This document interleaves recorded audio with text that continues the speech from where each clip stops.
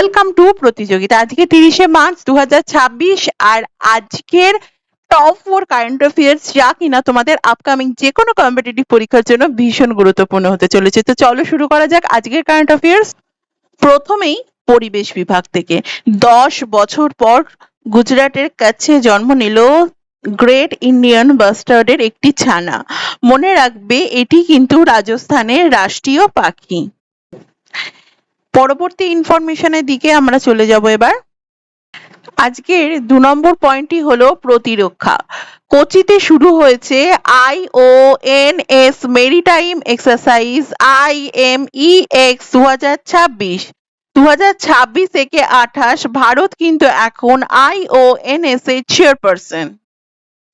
আজকের থার্ড পয়েন্টটা হলো টেক্সাসে ডেকাথেলন জিতলেন তেজস্বিনী শঙ্কর, তবে প্রবল বাতাসের কারণে এটি ন্যাশনাল রেকর্ড হিসেবে গণ্য হলো না। আজকের ফোর্থ আপডেটটি হলো ক্রিকেটের খেলার মাঠ থেকে। রবিচন্দ্রন অশ্বিনী এখন আমেরিকায়।